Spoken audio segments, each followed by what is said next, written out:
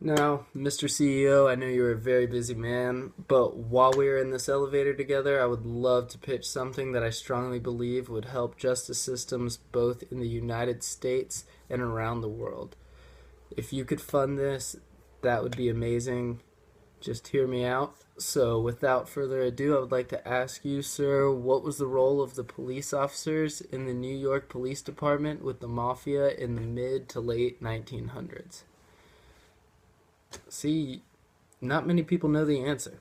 This is an all too real question that I believe more people need to know the answer to further than just what is portrayed in the movies about organized crime.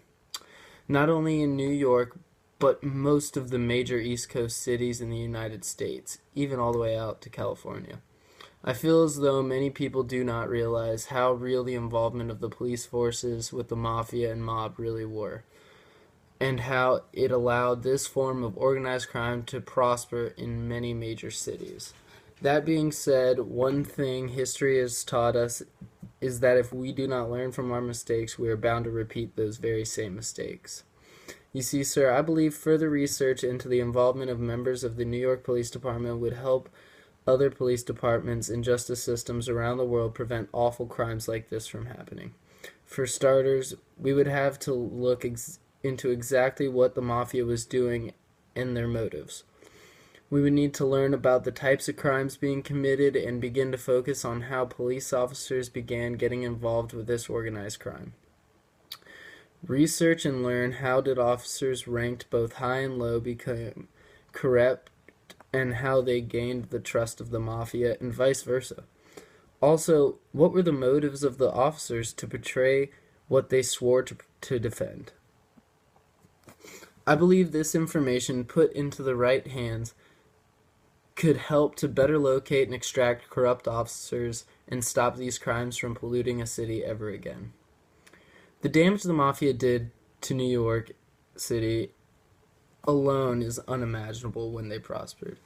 In the early 1960s, we can see a huge spike in the amount of murders going on in New York City, going from 500 a year all the way up to 1,500 murders a year, just by 1970.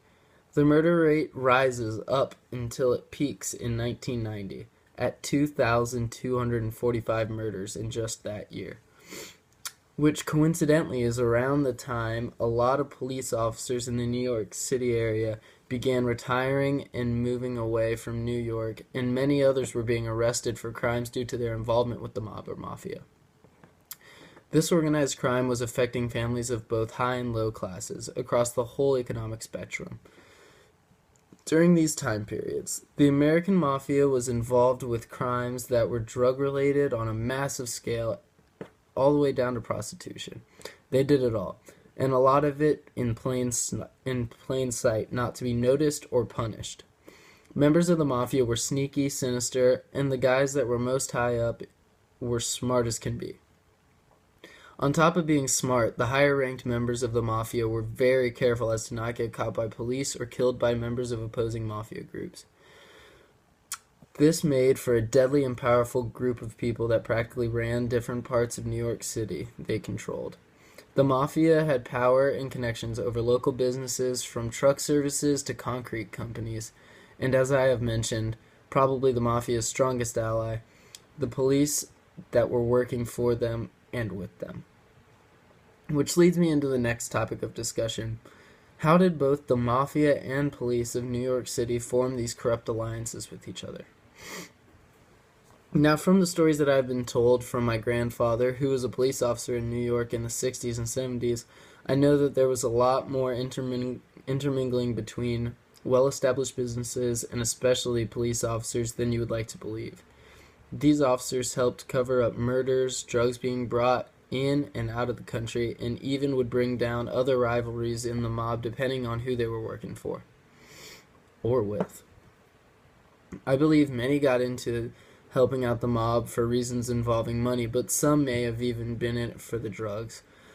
Another major reason could have been simply for the fact that they wanted to stay out of harm's way of the mafia's fire.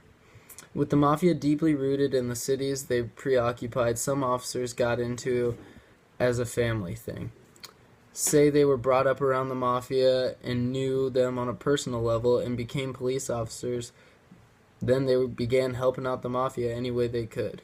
There are many scenarios as to how these officers got involved with the mafia that need to be investigated and further researched, which with further knowledge on this, it would be easier to prevent intermingling of police and the mafia.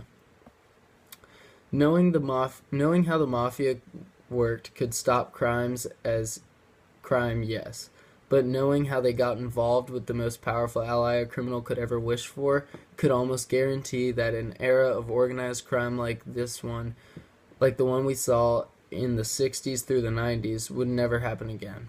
Not only finding out what exactly the involvement of members of the New York Police Department was, but also what their thought processes were. Getting into the heads of the corrupt officers and asking the question, what were you thinking? Doing this research could help police departments both here at home in the United States and overseas to stop this terrible thing from happening to communities ever again.